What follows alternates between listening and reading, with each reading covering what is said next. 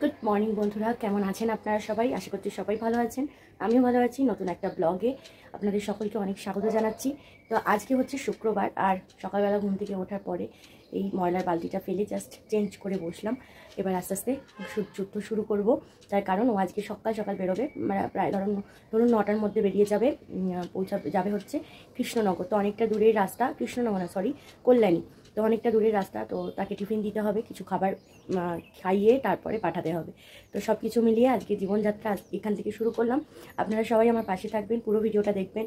যদি ভিডিওটা দেখে ভালো লেগে থাকে তাহলে একটা করে লাইক করে দেবেন, শেয়ার করে দেবেন, কমেন্টস করে অবশ্যই আমাকে জানাবেন। যারা ভিডিওগুলো দেখছেন প্লিজ একটা করে কমেন্টস করবেন, আমার ভীষণ ভালো লাগবে তাহলে।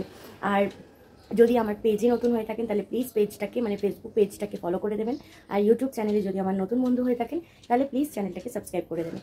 তো চলুন আপনাদের সকলকে নিয়ে আজকে জীবনযাত্রা শুরু করি।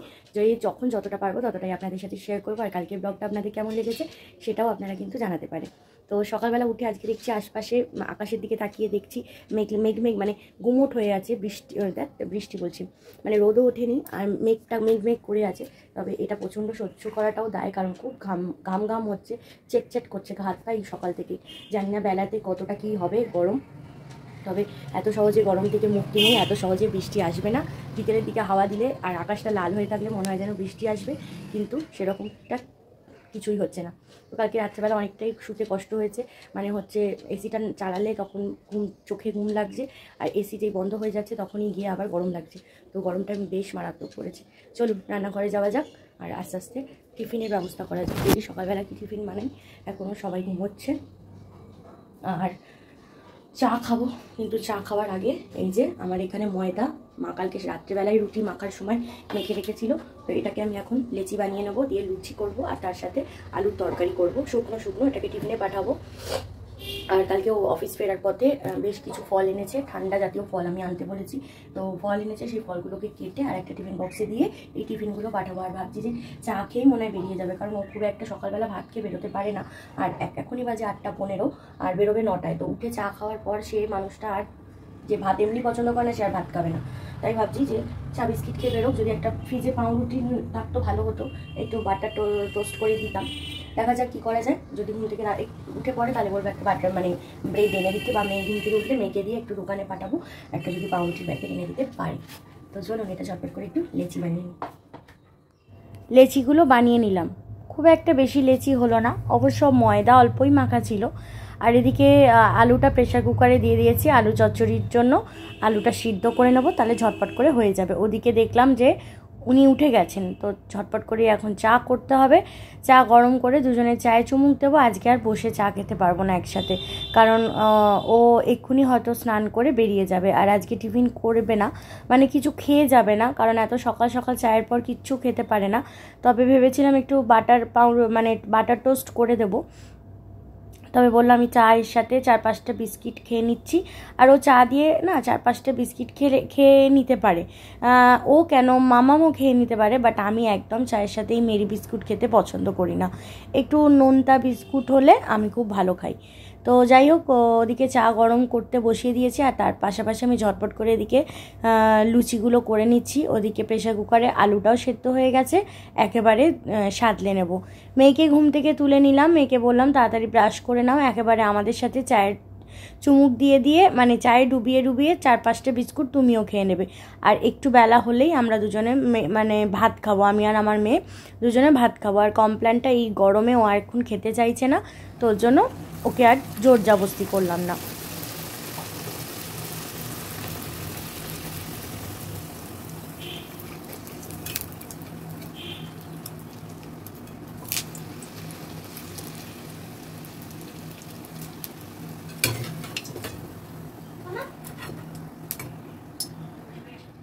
ফুলকো লুচি দেখে মনে হচ্ছে যেন এই লুচি দিয়েই আজকে সকালে টিফিনটা সারি, কিন্তু ওই যে গরমের মধ্যে আমার আর ইচ্ছাই করছে না যে আলাদা করে আবার ময়দা মেখে তারপর আবার লুচি করতে, কারণ আমার লুচি পরোটা করতে এমনি একটু বিরক্ত লাগে। লুচি পরোটা না বন্ধুরা, আমার একটু রুটিটাও বানাতে ভীষণ বিরক্ত লাগে। নিজেও খুব একটা ভালো খাই না, আর বানাতেও একদম পছন্দ করি না। যাকে লুচি ভাজা হয়ে গেছে, এবার আলুর তরকারিটা বসিয়ে দিচ্ছি। আর আমি না সাদা আলুর তরকারি খেতে খুব ভালোবাসি, তবে ওকে একটু আলুর চচ্চড়ি মানে একটু হলুদ দিয়ে আলুর যে তরকারি হয় সেই চচ্চড়ি করে দেবো। আর এর মধ্যে একটু টমেটো দিলে না আরও টেস্ট হয়, তবে আমি টমেটোটা এখন দিচ্ছি না, কারণ অনেক বেলাতে খাবে, তখন যদি তরকারিটা টকে যায়। এমনি গরম জিনিস দেবো এয়ার টাইট টিফিন বক্সের মধ্যে, তারপর যদি আবার টমেটো পড়ে, যদি রোদের মধ্যে গরমে খাবারটা নষ্ট হয়ে যায়, ওর জন্য আর টমেটো দিলাম না। তো মোটামুটি টিফিনটা আমি রেডি করে নিয়েছি। তরকারিটা একটু বেশি হয়েছিল, তবে ওর একার জন্য তো দিলে হয় না, সবার কথা ভেবেই দিতে হয় যাতে মিলমিশ করে খেতে পারে। তো টিফিন বক্স একদম রেডি করে নিলাম। এবার হচ্ছে ফল কাটার পালা। কালকে অফিস ফেরার পথে এই তরমুজ, একটু জামরুল আর একটু আঙুর নিয়ে এসেছিল। আর এখন মোটামুটি 1 2 3 দিন বাদই ওকে বলি যে ফলটা নিয়ে আসতে। যদি কোনো দিন টিফিন সকালবেলা না করে দিতে পারি, অ্যাটলিস্ট আমি কিছু ফল কেটে ওকে যেন মানে টিফিন বক্সে দিয়ে পাঠাতে পারি। কারণ রাস্তার কিছু যদি খেতে না পারে, তাহলে একটু ফল পেটে তো যাবে। আর বাইরে একটু যখন ওর সময় হয় তখন একটু লস্যি খেয়ে নিতে বলেছি। আবার কখনো মাঝে মধ্যে আমিও মানে দইটাকে ভালো করে ফেটিয়ে টক দইয়ের সাথে ওই রায়তা মতন বানিয়ে দিই। তো যাই হোক, সমস্ত টিফিন গুছিয়ে দিলাম। কর্তামশাই বেরিয়ে যাচ্ছে এবার অফিসে, খুব তাড়া, কারণ ট্রেনের টাইম হয়ে গেছে। তো ঝটপট করে এখন বাইকটা চালিয়ে দুকা করে কাজে পৌঁছে গেল। আর বাইরের রোদটা দেখেছেন। আর আমার মামাম ঘুম থেকে ওঠার পর একটু বিস্কিট খেয়ে পড়তে বসে গেছে। সকালবেলা এক রকমের যুদ্ধ বলতে পারেন। সকালবেলা মানে টিফিন করে বেরিয়ে গেল মানে হচ্ছে এক রকমের যুদ্ধ হলো। অল্প করে আলুর তরকারি করেছিলাম, আলুর তরকারি একেবারে পুরোটা দিয়ে দিয়েছি। আর আঙুরটা দিলাম, মানে কেটে মানে জলে ভিজিয়ে রেখেছিলাম, নিল না, আসলে জায়গাও হচ্ছিল না।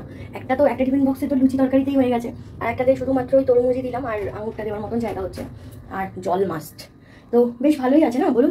তরমুজের কালারটা সুন্দর এসেছে। তবে আগের সপ্তাহে যেটা এনেছিল সেটার কালারটা একটু বেশি ভালো ছিল, আর এটা কেমন একটু ফ্যাকাশে টাইপের। জানি না খেতে কেমন হবে, দেখা যাক। আমি ওকে হাফ দিলাম, আর আমাদের জন্য এই হাফটুকু। মেয়ে পড়ছে ঘরে, ওদিকে ঘরে পড়তে বসেছে। আর আমি এই সুযোগে আমার ঘরের বিছানাটা, বাসি বিছানাটা তুলে নিই। আর যে সমস্ত কাঁচাগুলো আছে সেগুলো সমস্ত ওই যে ওখানে রাখা আছে, ওগুলোকে কেচে মিলে বাবা রান্নাটা চাপাবো। আজকে রান্না দেখি কি করি। সব রকম সবজি আর কাটোয়ার ডাটা বা সুরেশ্বরী ডাটা, যাই না ঠিক ডাটাগুলো তো ওরকমই দেখতে হয়। মানে ওই দুটো ডাটার মধ্যে আমি কনফিউজড হয়ে যাই। তো কাটোয়ার ডাটা বা সুরেশ্বরী ডাটা, এই দুটোর মধ্যে যে কোনো একটা ডাটা আছে, সেটাকে মা কেটে কুটে রেখেছে। একটা আলু কেটে তারপর সেটার একটা চচ্চড়ি বানাবো। ও ফ্রিজ থেকে এখন অবধি মাছ বের করি। তো ফ্রিজ থেকে এখন মাছ বের করবো। মাছ করি, কাতলা মাছ আছে আর মাছের ডিম আছে। এটা কাতলা মাছ। আর মাছের ডিম আছে। মাছের ডিম কালকে তো হবে না, কালকে স্যাটারডে। তো আজকে কাতলা মাছের এমনি একটু গায়ে মাখা ঝাল করব। কালিয়া নয়, ওই ঝাল টাইপের কাতলা মাছের ঝাল করবো। গা মাখো একবারে শুকনো করবো, কারণ চচ্চড়ি আছে। আর গরম গরম ভাত বসাবো, একটু পরে বসাচ্ছি। তার আগে বিছানাটা করে নিই, চলুন।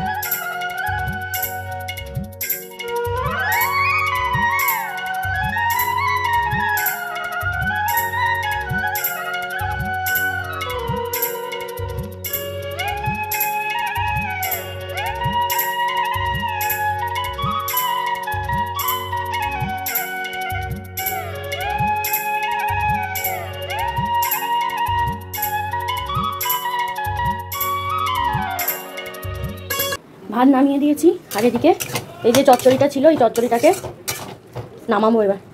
আমি ভাত আর ওই চচ্চড়িটা একবারে বসিয়ে দিয়ে গেছিলাম। জানি বিছানার চাদর গোছাতে গেলে একটুখানি শুয়ে বসে কাটাবো, আলসেমি লাগবে, তো ওর জন্য আর কি। তো এবার ওদিকে ঘরটা মোছা শুধু বাকি আছে, একবারে রান্না করে নেবো। রান্নাঘর আর ওই ঘরটা টেনে নিলেই হয়ে যাবে। তো চচ্চড়ি একবারে ডান, বেশ দেখতে ভালো হয়েছে বলুন। আর আমরা মা মেয়েতে ঘি আর আলু সিদ্ধ নিয়ে বসেছি, আর ডিম সিদ্ধ। আর এই একটু চচ্চড়ি, এই যে অল্প করে আমি একটু নিলাম, এখন গরম ভাতে মেখে খাবো আলু সিদ্ধ দিয়ে। আর একটু ফেনা ভাত খাচ্ছি আমরা দুজনে, জানেন তো। আর মেয়েটার জন্য একটু ডাল সিদ্ধ বসাবো। এই যে অল্প নিজের জন্য নিলাম, টেস্ট করব তার জন্য। এই যে এই হলো আমার ভাত, আলু সিদ্ধ, ঘি, নুন, একটু পেঁয়াজ কুচি নিয়েছি আর একটা কাঁচা লঙ্কা মাস্ট। আর এই আমার মেয়ে, আর আমার মামামও আমার সাথে এই ফেনা ভাত খেতে খুব পছন্দ করে, তাই না মামা? মামা এখন টিভি দেখছে আর এই খাচ্ছে, এতক্ষণ ধরে পড়ছিল। আর আমি এই সমস্ত গুছিয়ে গাছিয়ে এলাম। তো এবার আর কি খেয়ে নেবো, বড্ড জোরে খিদে পেয়ে গেছে, ঘড়ির কাটা 10:30। চলুন খাওয়া দাওয়া সেরে তারপর বাদ বাকি মাছটা বাকি আছে সেটা কমপ্লিট করি। যত বেলা যাচ্ছে তত গরম বাড়ছে। রোদ ভেবেছিলাম সকালে হয়তো উঠবে না, ও বাবা কি রোদ উঠেছে বাইরে। আর আমার কাজ করতে ইচ্ছাই করছে না, কতক্ষণে মনে হচ্ছে এই রান্নাঘর থেকে বেরোবো। একই তো রোদের তাপ, তার মধ্যে এই আগুনের ধারে দাঁড়াতে খুবই কষ্ট হচ্ছে। একেবারে যে মাছ আছে রাত্রেবেলাও 2 পিস মতন রয়ে যাবে, কারণ ও সকালবেলা আজকে ভাত খেয়ে যায়নি, তো আজকে ওকে ভাতও দিতে হবে রাতে। তো একেবারেই মাছের ঝোলটা করছি।